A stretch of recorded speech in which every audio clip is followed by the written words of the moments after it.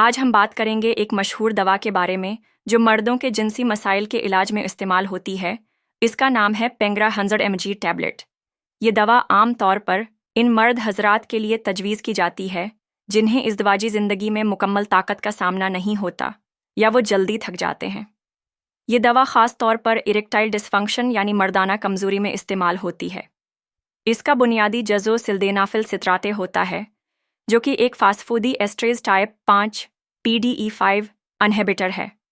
جب کوئی مرد جنسی طور پر پرجوش ہوتا ہے تو اس کے عضو تناسل میں خون کی روانی بڑھ جاتی ہے جس کی وجہ سے عضو سخت ہو جاتا ہے، لیکن اگر خون کی روانی مکمل نہ ہو تو سختی قائم نہیں رہتی۔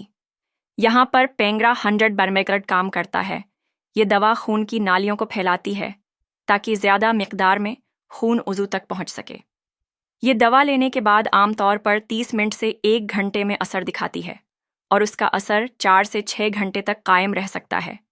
یاد رکھیں، یہ دوا صرف جنسی ابھار کی صورت میں ہی کام کرتی ہے، بغیر جذبات کے یہ دوا خود بخود اثر نہیں کرتی۔ اب بات کرتے ہیں کہ اسے استعمال کیسے کیا جائے۔ اسے ہمیشہ ڈاکٹر کی ہدایت کے مطابق استعمال کریں۔ عام طور پر ایک گولی 24 گھنٹے میں صرف ایک بار لی جاتی ہے۔ اسے کھانے کے بعد یا خالی پیٹ لیا جا سکتا ہے، لیکن زیادہ چربی والا کھانا دوا کے اثر کو دیر سے شروع کر سکتا ہے۔ کیا اس کے کوئی سائیڈ ایفیکٹس ہو سکتے ہیں؟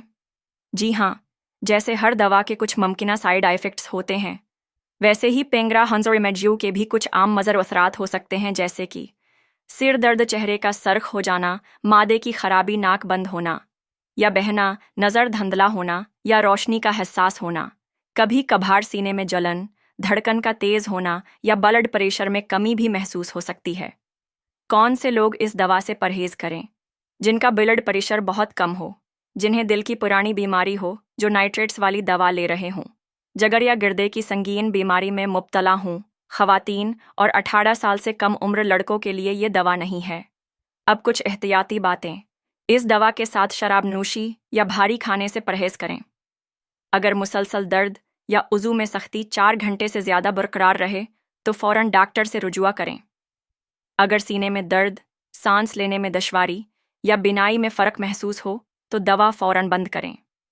آخر میں ایک اہم بات، یہ دوا خوشگوار ازدواجی زندگی کے لیے ایک سہارا ہے، مکمل علاج نہیں۔